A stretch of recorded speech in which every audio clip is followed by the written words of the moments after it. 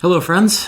Today, for all intents and purposes, I will be repeating on a much larger scale a tasting head-to-head that I already did last year, which was Kilchoman versus Ardnahoe. Not necessarily the two newest distilleries on Islay, not anymore anyways, but certainly the ones that have already gotten up to scale, let's put it that way. Last time it was just 1 versus 1. Today we're going to do 4 versus 4. I'm going to split them into separate flights and different videos. So last time Kilchoman got to go first. Today Ardnahoe is going to get to go first. Ardnahoe, if you didn't know, is on the kind of the east coast of Islay. And it's kind of the last, Jim McEwen's last gift to the world, owned by the Douglas Lang folks, if I remember correctly. And they make Peaty whiskey because it's Islay, but there's a special sauce. And the special sauce, well, there's a couple of special. The big special sauce is worm tubs. It is very, very, very rare to find peated worm tub whiskey out there. And I think they're the only ones on Islay doing it, at least right now. So it gives their distillate an extra grungy character that I happen to really appreciate. What do we got here today? We have got the Infinite Loch regular release that everyone has been losing their minds over. We have got 2 single casks. I think this is a single cask. So it's sherry stuff. There's a quarter cask PX and a quarter cask Oloroso, which I'm a little bit scared of. And then this is really, really interesting. This is the brand new Cask Strength. And the reason why it is very, very interesting to me is because it's all bourbon cask. And I like Islay in bourbon cask. I mean, I like Islay any old way, but especially in straight up first fill bourbon. All right, let's start with the Infinite Loch. 50% alcohol by volume. Don't know what else to say about this. It says somewhere on here, but it's a blend of bourbon and Oloroso, much like the old Inaugural Release, which I adored. Let's see what we got here. We're on Islay. Yeah, I mean, lots of peat, maritime peat. So it's there's a grunginess to this, but it's not in the peat itself. How do I explain this? The peat itself feels very clean and maritime. There's, I feel like I'm on a beach, smelling the sea waves, with a peat fire sitting right next to me. However, down the beach a little ways, there is a medical dumpster. There is some iodine and used bandages happening here. We're not, at full Lefroy or anything, but it's definitely, happening. Old oyster shells. Maybe some old shrimp tails in there as well. Like a little bit of seafood. You're definitely getting some vanilla. A little bit of like a peaty custard thing. But it does still have the grungy nature of Ardnahoe that I really enjoy. What is that? It's like a mixture of oatmeal and like dirty old rubber, something like that. It's grungy and grainy at the same time. It's also kind of minerally. There's a little bit of like a it smells a little bit like a Northern Rhone white wine. So there's a minerality to it. There's lots of rocks. There's a little bit of fruit to it as well. like a kind of a dirty pineapple or something, dirty orange, even a little peach, but also a kind of oily aspect, a little motor oil in there. I have to say this presents as cleaner and less nervous, less edgy than the Inaugural Release does.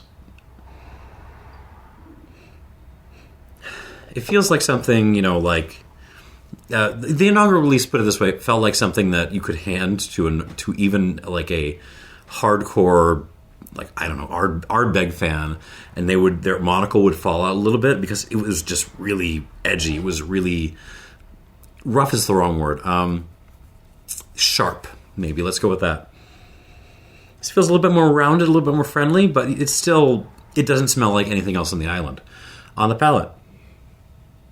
Hold on. There's a leafiness to this too. Huh. I don't think I remember getting that on the there's like a couple of wet leaves.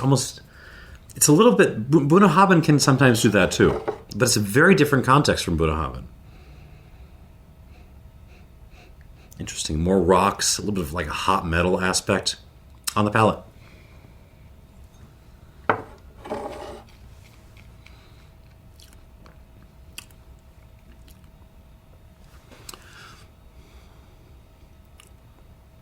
Kind of follows the vibe on the nose. It's just it feels like a friendlier version of the Inaugural Release for the masses, if you like.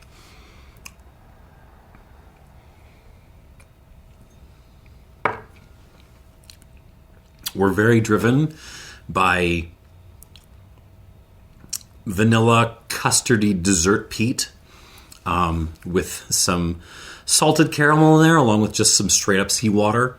That's kind of taking the lead on this. It's very delicious. Like, this is very crushable. Like your average,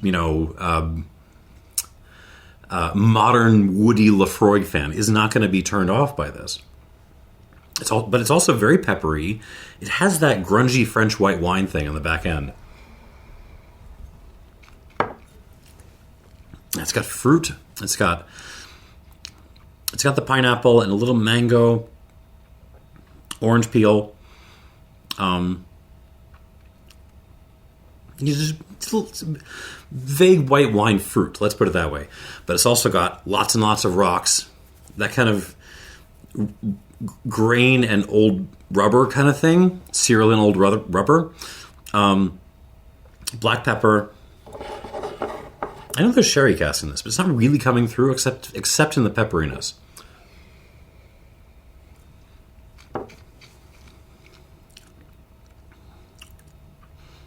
That medical dumpster thing, iodine, old bandages. Maybe some dry blood, but nice. More fruit, kind of like what is that? Almost like a dirty, peaty, grungy maritime Skittles thing.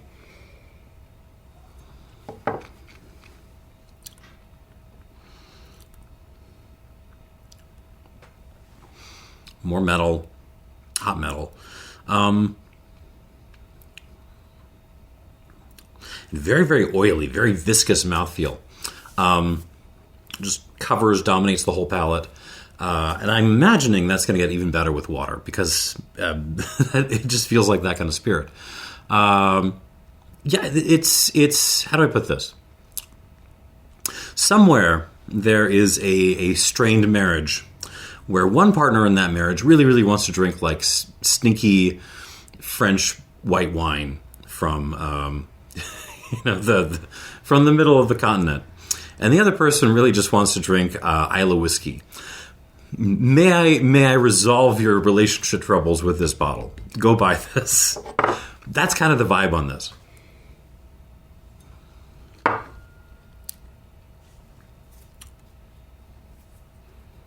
A little bit of like a pickle thing. Maybe Northern Rhone is wrong. Maybe this is closer to Jura, some of the more oxidative styles you get there. But yeah, leaning white wine, very interesting. I don't think I like it as much as the Inaugural Release, at least not right now, but we're going to give it some water to And I will stop myself there. And we will move on to the slightly terrifying Sherry Quarter Cask offerings that I've been very, very kindly sent. Ardnahoe, Càraid Ìleach, PX Quarter Cask, doing the best I can, folks. PX Quarter Cask, 100 proof, so 50% alcohol by volume. Slightly scared by the idea of a PX Quarter Cask. I don't think God intended such a thing to be in nature, but here we go. God damn it. People, stop just hammering your whiskeys with sherry and wood. I mean, the cask has completely won this battle. It smells like crushed raisins that are starting to rot a little bit with some topsoil kind of thrown on top. A little bit of like a fruit roll-up character too. Like mashed, dirty fruit roll-up. Is the peat coming through? Yeah, the peat is coming through. Again, it's kind of cleaner maritime Islay peat. So splash of seawater. There's a lot of sherry. I'm like, I don't know what to tell you. Swisher Sweets, black pepper.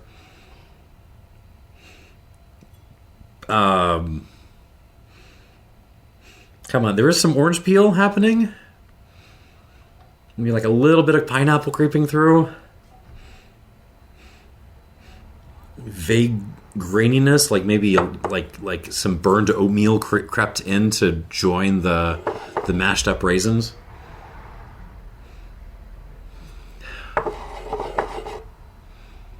I mean, I know this is what the kids like. I know that, you know, if this said Ardnahoe or Ardnamurchan, I'm sorry, on it, the kids would be going absolutely nuts over this. And it would have a 600 out of 100 rating on whiskey base and all that stuff. It's just not my style. Like I recognize this is it smells nice, it smells rich, but the detail, the little nuances I was getting in the Infinite Loch are just not coming out in this. It's just a lot of PX. Okay, I mean, it doesn't smell. I'm going to put my bias aside and try to give this a fair shake. All right, here we go on the palate.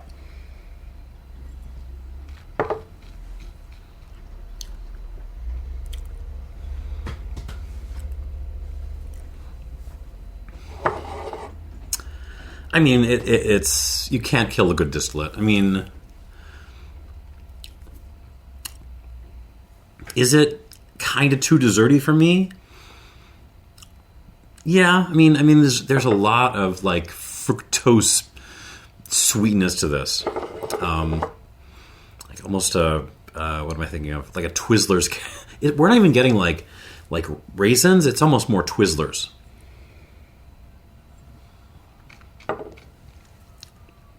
Yeah, dirty Twizzlers, black pepper, Swisher Sweets, orange peel, lots of Sherry Casky stuff. No, there's some raisins in there too, like some mashed raisins. But the distillate is pulling through. We have got our maritime peat. We have got, but there's just as much smoke on this. There's some almost a coal smoke element to this. Only I'm not getting black lung.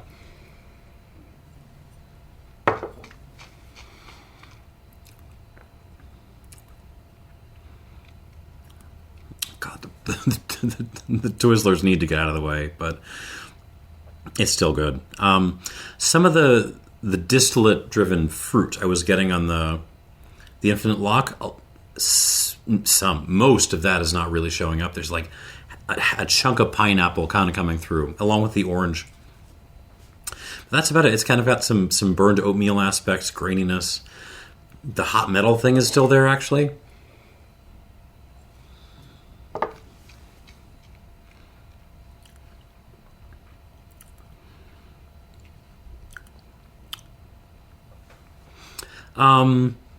You just from the description of what this is probably already know if you're going to like it or not.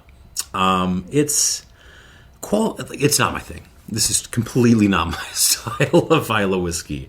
Completely not. I find it delicious in terms of objective quality.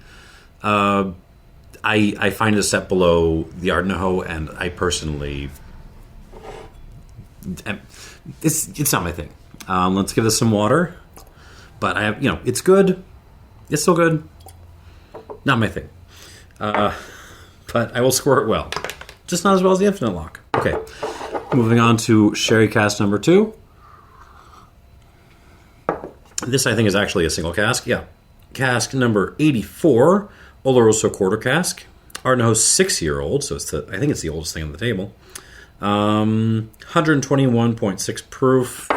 So 60 point something alcohol. Sorry, math on camera. Let's see what we got.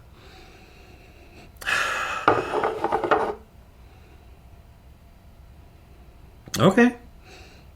Interesting. This one is more grapey. Grapey is the wrong word, because raisins are also grapes.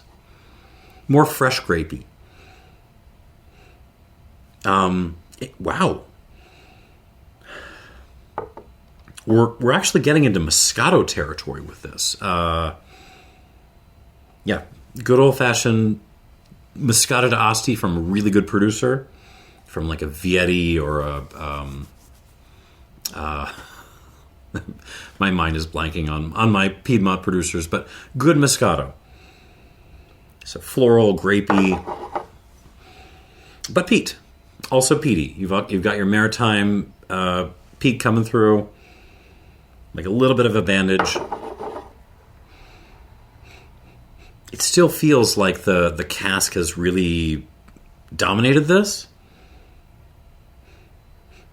But it's not PX, so I don't mind it as much. Let me put it like I have biases, sorry.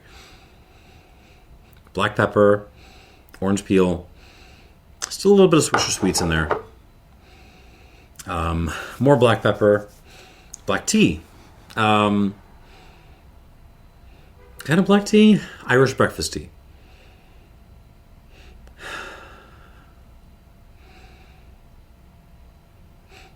Some of the distillate fruit is also coming through. There's pineapple, there's a little bit of mango, peach. A little bit of the seafood oyster shell thing also. The hot metal thing. A couple of rocks. Yeah, it's I don't know. Initial impression on these two noses. I think it's probably a taste thing. I like the Oloroso better. I think that's just me, though. I think that's just my personal bias. And if you had no preference between PX casks and Oloroso casks, like you probably wouldn't find a quality difference because the noses are equally yummy, for lack of a better word. And equally... Oh, no, the Oloroso is letting the distillate through a little bit more. A little bit more on the palate.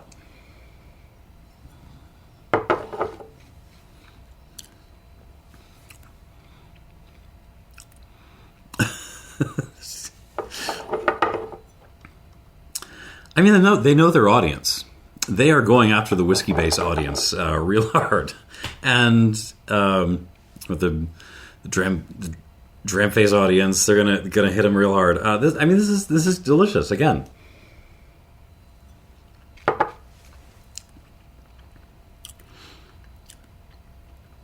more on grapes, grapiness than raisininess. Put it that way, or Twizzlers.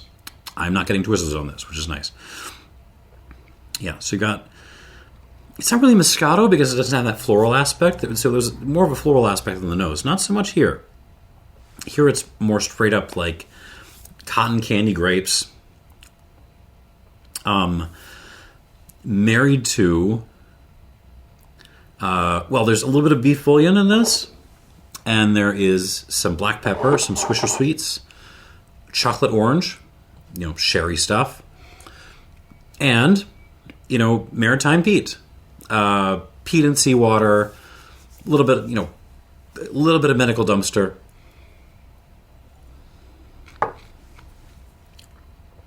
Hot metal. Every time I come back to Ardnahoe, it's the oiliness that I forget. I somehow just forget how well this stuff coats my entire palate. Sorry, back to it. Hot metal, rocks, a little bit of... Yeah, there's an oatmeal aspect to this. There's also a graham cracker aspect to this. You're not burning your oatmeal this time. It's just fresh, nice oatmeal.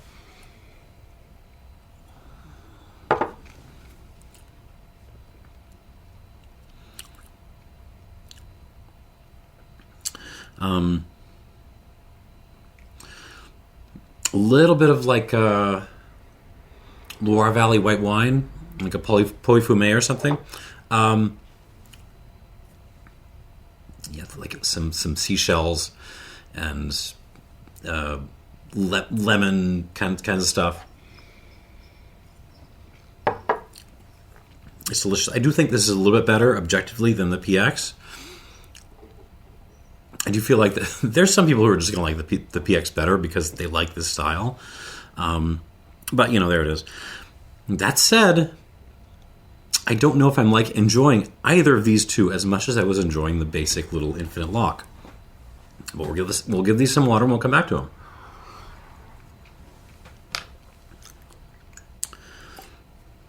It's kind of more rich. It's got more of an explosive element.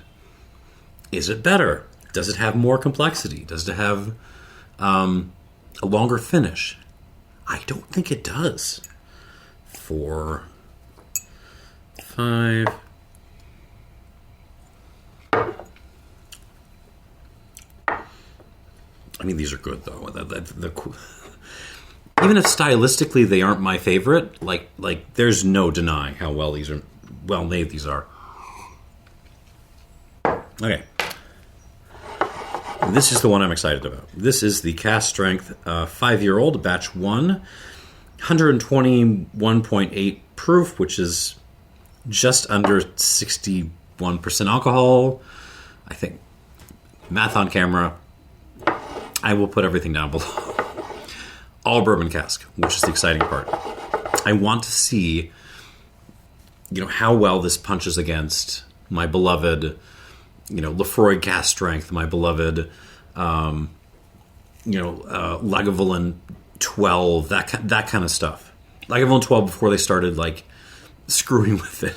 You know what I'm talking about. Okay.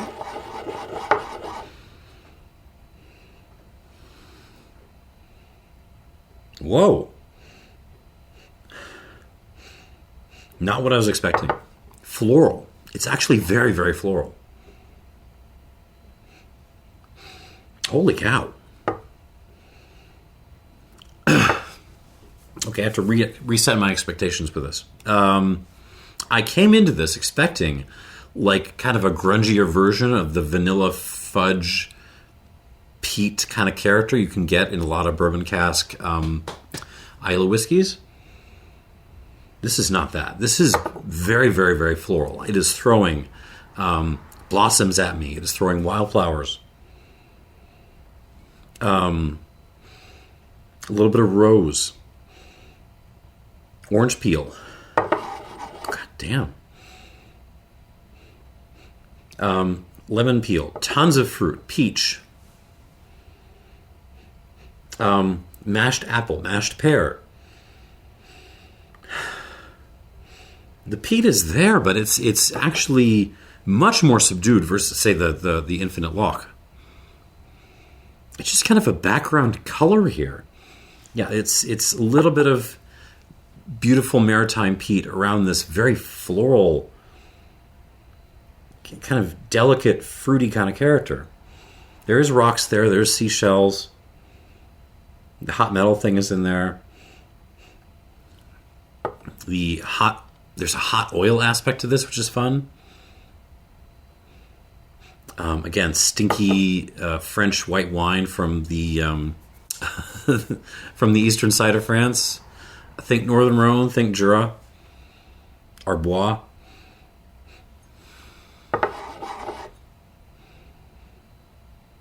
But yeah, just as much Bois Fumé, like high acid, high rocks, central French wine. And totally not what I was expecting from this. I'm looking for vanilla. Is it in there? A little, like maybe a little bit of vanilla, but way, way less than I was really anticipating with this.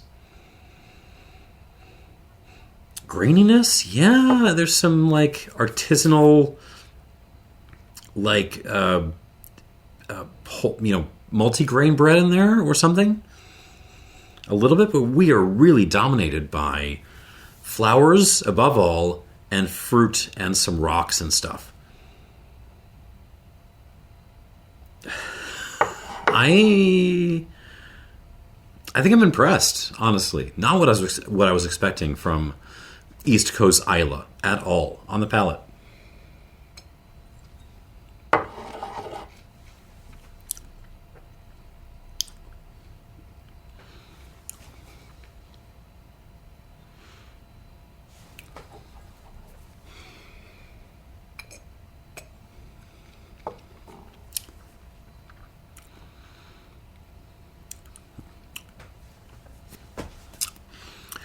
Okay, so not convincing on the first sip. On the first sip, it's very linear. It kind of shoots to the back of your mouth, and it's yummy, but doesn't really show off what it's got. It's the second sip that makes this thing open up. Holy cow. Okay, so more conventional on the palate than on the nose. There is a vanilla fudge, confectioner's fudge kind of thing to this, plus peat, and your sea salt, sea brine, seashells kind of thing. So yeah, in some ways very conventional, but tons of pepper. Just fills your mouth up with black pepper.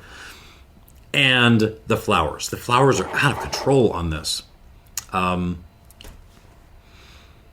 hate to say the B word, but we're not that far stylistically from a good Bowmore. I mean, it's not Bowmore. It doesn't. It's got a different energy to it, but it's doing the flowers as well as good Bowmore does, and good Bowmore is more expensive than this.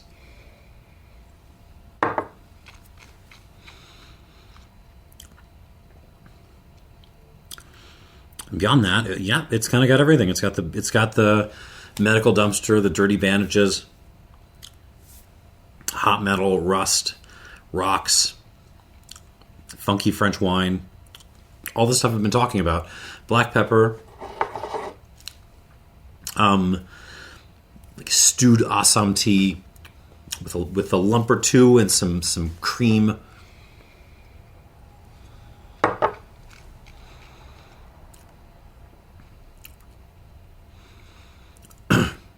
Graham crackers, multi-grain bread, cinnamon toast crunch, even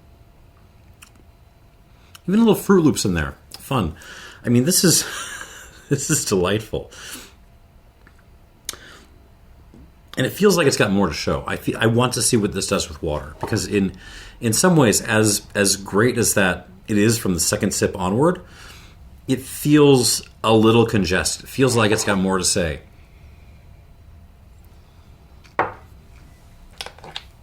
I'm going to throw some more water on this. 1, 2, 3, 4, 5. I mean, yeah. If you needed confirmation that Ardnahoe is not screwing around, there it is. All right, back to the Infinite Loch. Let's try these again with water and give them a final score.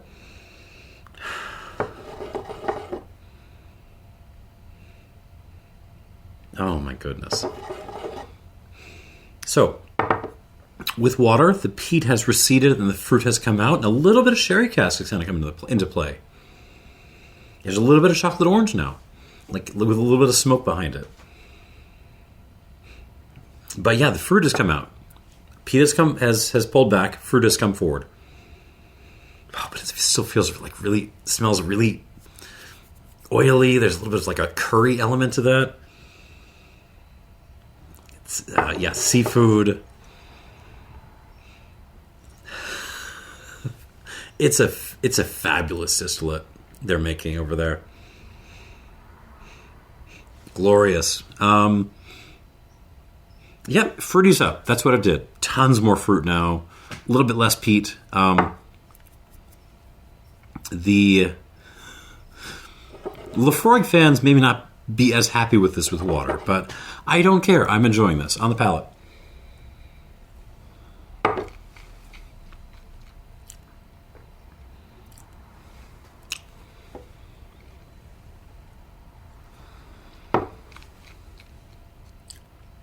Killer.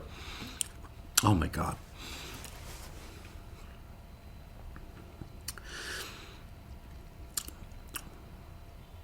Yeah, it's grungy French white wine from the east, from eastern France.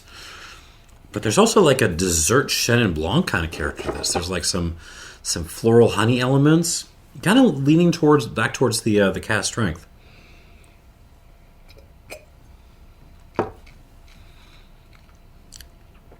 Rocks, metal, tons of fruit.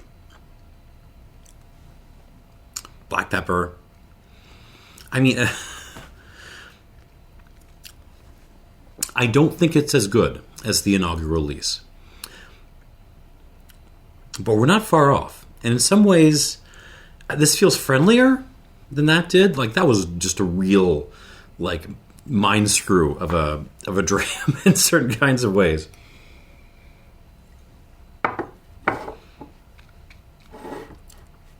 This isn't. You could pour this for your dad, and he would probably be into it.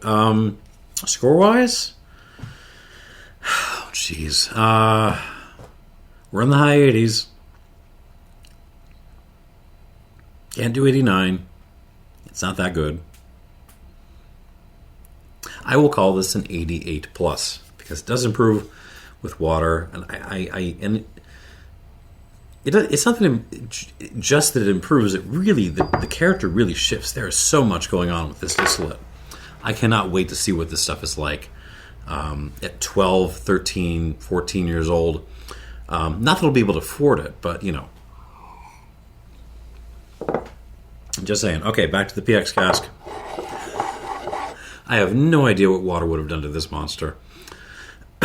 Okay, here we go.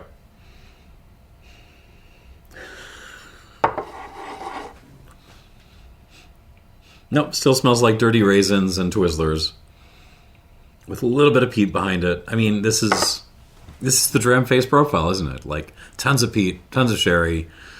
The kids love it. Way less change on the nose than what the Infinite Loch did. Well, there's some florals coming out now. That's kind of nice. But yeah, not a whole lot of change from where it was before. On the palate.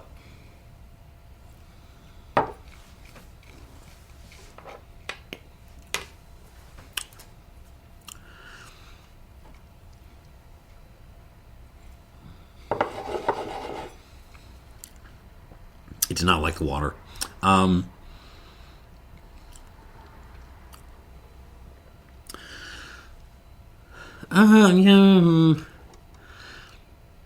Water kind of flattened this out. Hold on, let me try this and eat it one more time.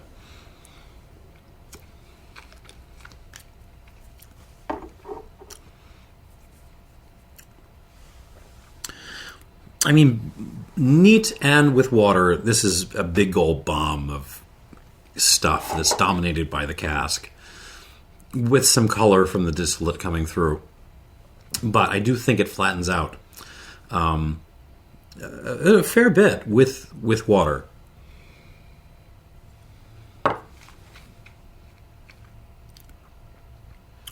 It's good. It's certainly a good malt. I mean, no debating that. It covers up my entire palate with dirty raisins and black pepper. It holds on for a while, and A lot of the holding on is is the black pepper and the tannins, but the fruit kind of holds on too, and the peat, and it's got some presence on it. It's got a little bit of complexity. I wish there was more.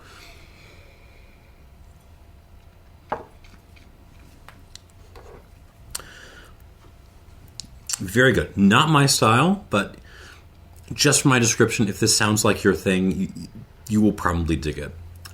If you are subscribed to the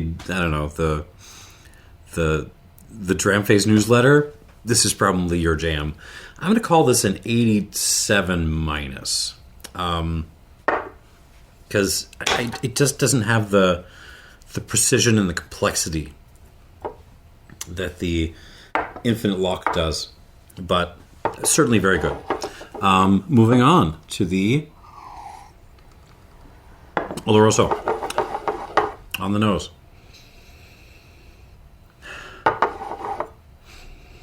Okay, the Moscato pulls back a little bit, and what you get is like a much more traditional peaty sherry monster, and it works. I mean, you're losing a fair bit of the Ardnahoe distillate character, but I'm not going to say it doesn't work. Yeah, like beef better than bouillon, Swisher Sweets, chocolate orange. It's got all the stuff. Peat, flowers. It does have the flowers. A little bit of rocks and metal.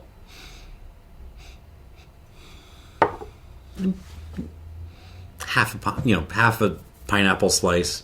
It smells nice. It smells like a nice peaty sherry monster on the palate.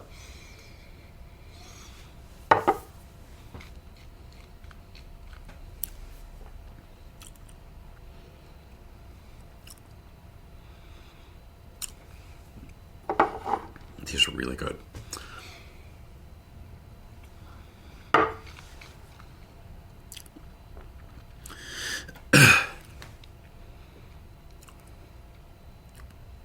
A little bit like the PX. It's not my thing. It's more my thing than the PX is, but it's still like I want more of the Ardnahoe to come through, and it's this is more about the cask.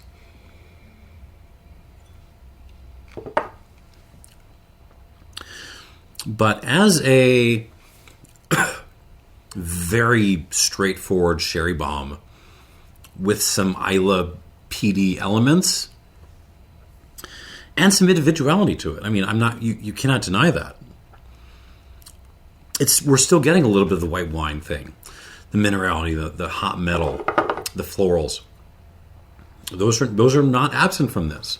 They're just not up in front. I kind of want them to be up in front, but they're not in front.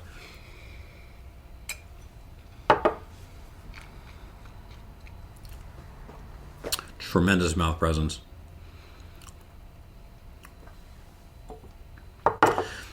88 points. 88 points for this. Also very, very good. I don't think it quite beats the Infinite Loch, but certainly very good. And lastly, let's see what this did with water.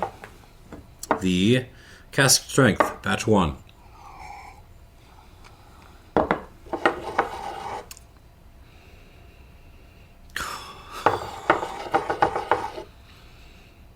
Let me tell you something. I don't know.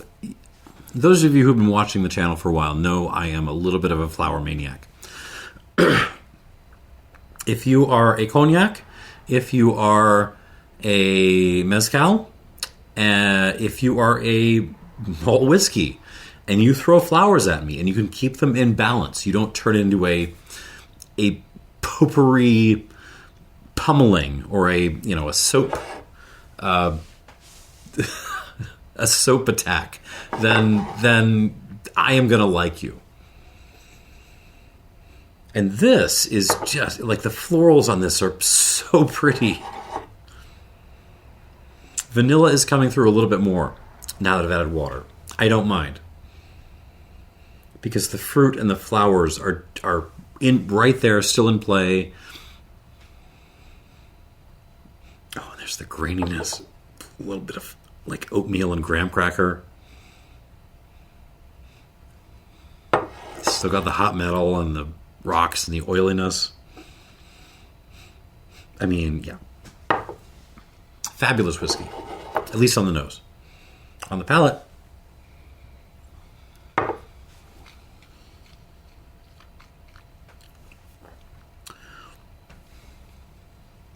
I'm learning my lesson. I'm not going to judge it on the first sip.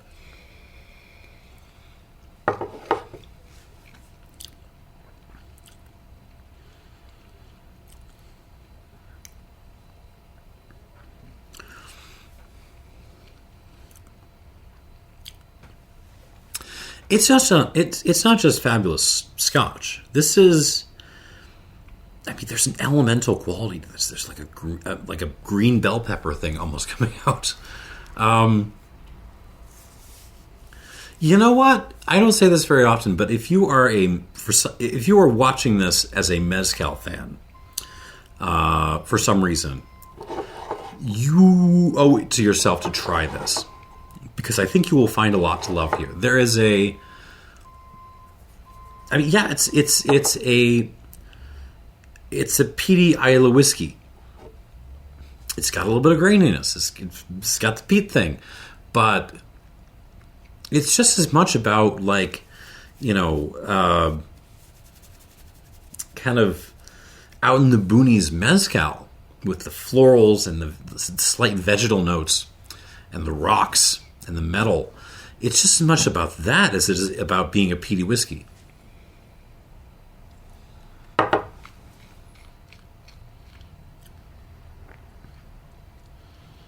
And it's still delicious at that. I mean, I think this is beating the Infinite Loch. Let me see. I'm going to try the Infinite Loch again.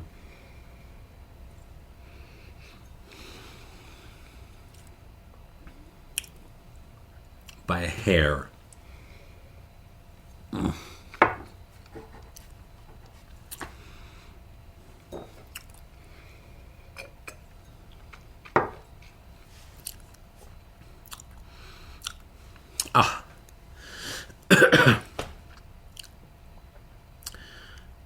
It's not a 90, but it's an 89. It is darn good stuff. And not at all what you expect from your standard run of Cask Strength, all-bourbon cask Islay whiskeys. It's as much mezcal as it is Bowmore. Let me put it like that. 89 points, well worth your attention. And yeah, that is your lineup. So, what do we got? The lowest score here is an 87 minus, which is the PX cask. It's a lot of wood. I don't think it totally works. I don't think the complexity is quite there, and it seems to flatten out a little bit with water, but still very good. 87 minus. Next is the Oloroso 88. It's not totally my style, and again, I don't think it's. I think the really aggressive cask nature of this is pulling back in the complexity rather than adding, a whole lot, enhancing the whole effect. But still, 88 points. Clearly, I liked it. Infinite Loch. If this is the first Ardnahoe you grab, you're doing great. 88 plus. And 89 points for this first batch of the Cask Strength. God damn. You heard me shower praise on this already. I won't repeat myself. Thanks for watching. I'm going to clean all this up, and we'll do some Kilchomans. Bye.